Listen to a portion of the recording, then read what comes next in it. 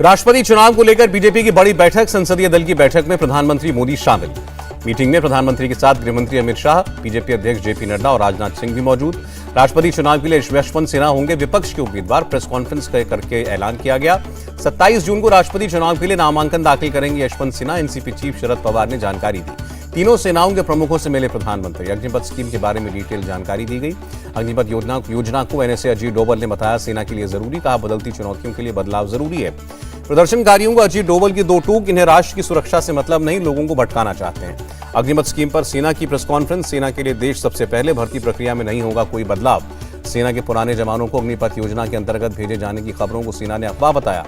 Air marshal SK Jha का बयान, वायुसेना में अब हर भर्ती अग्निवीर वायु के जरिए होगी। अग्निपथ स्कीम पर नया ऐलान, अग्निवीरों को भी मिलेंगे गारंटी अवार्ड। केंद्रीय मंत्री अनुराग ठाकुर ने कहा सेना की औसत आयु कम करने पर कई वर्षों से चल रही थी बात। अग्निवीरों के लिए मुख्यमंत्री खट्टर का ऐलान, 75% अग्निवीरों को हरियाणा सरकार में नौकरी की गारंटी। अखिलेश ने कहा बीजेपी सरकार उद्योगपतियों के साथ मिलकर जानबूझकर लाई है ये योजना। राहुल गांधी से ईडी की सेकंड राउंड की पूछताछ। पहले राउंड में 9 घंटे हुई थी पूछताछ। राहुल गांधी ने किया ट्वीट, बीजेपी के लिए अच्छा मतलब देश के लिए घातक। कांग्रेस महिला मोर्चा के अध्यक्ष नेटा डिसूजा ने पुलिसकर्मियों पर थूका। राहुल से पूछताछ का विरोध कर रही थी। महाराष्ट्र में सियासी घमासान के बीच अमृता फडणवीस का बिना लिए उद्धव पर हमला। ट्वीट करके लिखा, एक था कपटी राजा। उद्धव ठाकरे ने बुधवार को बुलाई कैबिनेट बैठक। दोपहर 1 बजे मंत्रालय में मीटिंग। महाराष्ट्र कांग्रेस की मीटिंग में 40 विधायक पहुंचे। एच के पाटिल, नाना पटोले, बाला साहेब थोराट समेत कई नेता मौजूद। सियासी उथल पुथल के बीच उद्धव ठाकरे ने एकनाथ शिंदे से बात की। दोनों के बीच 20 मिनट तक हुई बातचीत। मिलिंद नार्वेकर ने ठाकरे और शिंदे की बात कराई। दोनों के बीच आपसी सहमति नहीं बनी। उद्धव ने शिंदे को मुंबई आने को कहा। रश्मि ठाकरे ने भी एकनाथ शिंदे से फोन पर बात की। शिंदे ने अपनी नाराजगी जाहिर की। एकनाथ शिंदे ने रश्मि ठाकरे से कहा महाविकास आघाड़ी में कोई तालमेल नहीं है, विधायकों और मंत्रियों को अहमियत नहीं मिलती। अजय चौधरी शिवसेना विधायक दल के नेता बनाए गए। शिंदे को हटाने के लिए 22 विधायकों ने किए दस्तखत। एकनाथ शिंदे से मिले उद्धव के दूत मिलिंद नार्वेकर और रविंद्र फाटक। शिंदे ने कहा हिंदुत्व की विचारधारा से समझौता नहीं करेंगे। सूरत में एकनाथ शिंदे के साथ 35 विधायक मौजूद हैं, जिनमें 34 शिवसेना के हैं और एक निर्दलीय। संजय राउत का बयान, शिंदे हमारे पुराने साथी हैं, बीजेपी का साथ क्यों छोड़ा वो सबको मालूम है। एनसीपी चीफ शरद पवार का आरोप, महाराष्ट्र सरकार को गिराने की तीसरी बार साजिश हुई। शरद पवार की दो टूक, बीजेपी के साथ नहीं जाऊंगा, सरकार गिरी तो विपक्ष में बैठूंगा।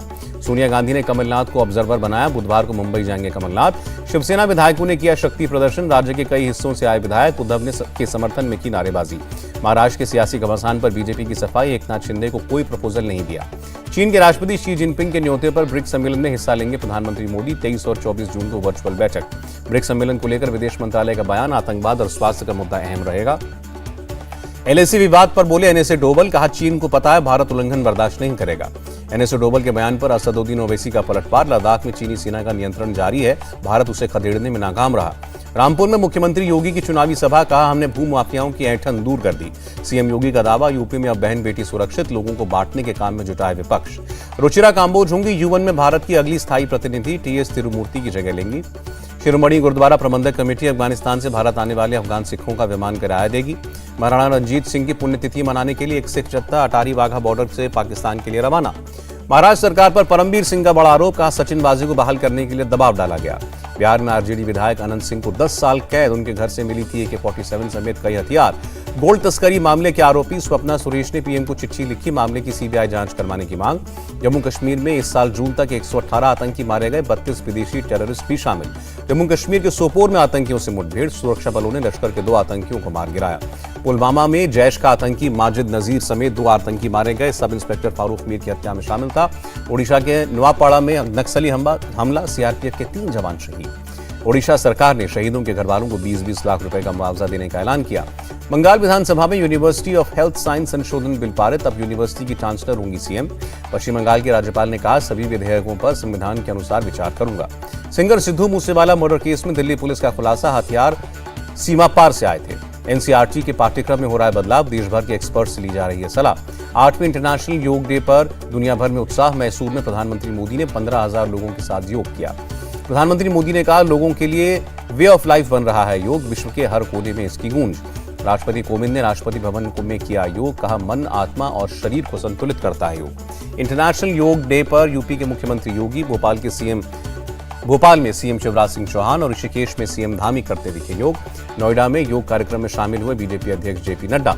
हरिद्वार में पतंजलि योग पीठ में योग गुरु रामदेव का योग अभ्यास, योग को धार्मिक नहीं आध्यात्मिक बताया। योग दिवस पर आईटीबीपी जवानों का दमखम दिखा। हिमवीरों ने 16,000 फीट पर किया योगाभ्यास। वाराणसी के गंगा घाट पर सैकड़ों लोगों ने एक साथ योग किया। इंटरनेशनल योग दिवस पर आयोजित किया गया था कार्यक्रम। ऑस्ट्रेलिया के डेप्यूटी पीएम और रक्षा मंत्री रिचर्ड मार्ल्स ने भी योग किया। ट्विटर पर पोस्ट की तस्वीर। एम्स में योग पर चल रही है रिसर्च। डायरेक्टर रणदीप गुलेरिया बोले, कई बीमारियों को ठीक करने में योग की भूमिका। लद्दाख में पैंगोंग लेक में 14,000 फीट पर योग। व्हील चेयर पर पहुंचे लोग। मुरादाबाद में सीएम योगी ने स्कूली छात्रों से बात की, कामयाबी के मंत्र दिए। एमपीपीएससी परीक्षा के पेपर में आया कश्मीर पर विवादित सवाल। लोक सेवा आयोग ने दोनों पेपर सेंटर्स को भेजा नोटिस। पेपर में कश्मीर पर विवादित सवाल पर गृहमंत्री नरोत्तम मिश्रा सख्त कार्रवाई करने को कहा। झारखंड बोर्ड में एक साथ 6 स्टूडेंट्स बने टॉपर। 6 टॉपर्स में 5 लड़कियां। दिल्ली हाईकोर्ट में जनहित याचिका दाखिल। कालाधन जब्त करने जालसाजों को आजीवन कारावास की मांग। सांगली में 9 लोगों को खुदकुशी के लिए उकसाने के आरोप में 13 गिरफ्तार। पुलिस ने 25 लोगों पर केस दर्ज किया।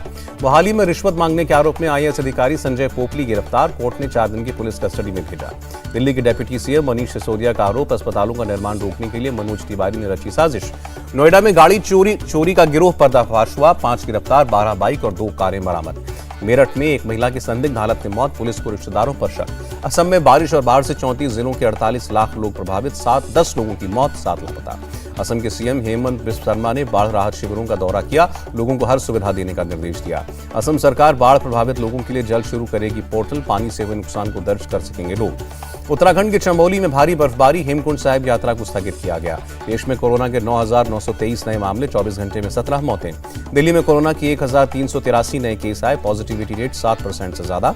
कांग्रेस नेता गुलाम नबी आजाद कोरोना पॉजिटिव हुए। खुद को घर में आइसोलेट किया। टीम इंडिया को बड़ा झटका। इंग्लैंड टेस्ट से पहले रविचंद्रन अश्विन को हुआ कोरोना। दक्षिणी चीन में भारी बारिश के बाद बाढ़ और भूस्खलन। 1,45,000 लोगों को रेस्क्यू किया गया। बांग्लादेश के पूर्वोत्तर इलाकों में बाढ़ से हाल बेहाल, हजारों लोग बेघर। जापान की राजधानी टोक्यो में भूकंप की तीव्रता 6 मापी गई। आर्थिक संकट से जूझ रहे श्रीलंका की मदद करेगा अमेरिका। $50 लाख से ज्यादा की रकम देगा। रूस के राष्ट्रपति पुतिन ने यूरोपीय देशों में ऊर्जा संकट को मैन मेड बताया। यूक्रेन की सेना का बयान। रूस ने यूक्रेनी सैन्य ठिकानों पर हवाई हमले जारी रखे हैं। लुहांस्क में रासायनिक संयंत्र पर रूसी हमला जारी। लोगों ने बेसमेंट में शरण ली। यूक्रेन के डिप्टी पीएम ने कहा, युद्ध के बाद से अब तक 12 लाख यूक्रेनियों को जबरन रूस ले जाया गया। जापानी विशेषज्ञों के मुताबिक रूस पर लगे प्रतिबंध से दुनिया भर की आर्थिक स्थिति पर पड़ा असर। ब्रिटेन में 30 साल में सबसे बड़ी रेल हड़ताल। सैलरी में 11% बढ़ोतरी की मांग। भारत सरकार ने एमपी को 1,055 करोड़ की प्रोत्साहन राशि दी। मुख्यमंत्री शिवराज सिंह चौहान ने जानकारी दी। 200 से ज्यादा हवाई जहाज खरीदने पर विचार कर रही है एयर इंडिया। नैरो बॉडी वाले 70% विमान होंगे। अमेरिकी डॉलर के मुकाबले रुपए में 12 पैसे की गिरावट। $1 की कीमत 78 रुपए 10 पैसे। सेंसेक्स 934 अंकों की तेजी के साथ 52,532 पर बंद। निफ्टी में भी 288 अंकों का उछाल। फिल्म शमशेरा का 3 शहरों में होगा ट्रेलर लॉन्च। वानी कपूर, रणबीर कपूर और संजय दत्त करेंगे लॉन्च।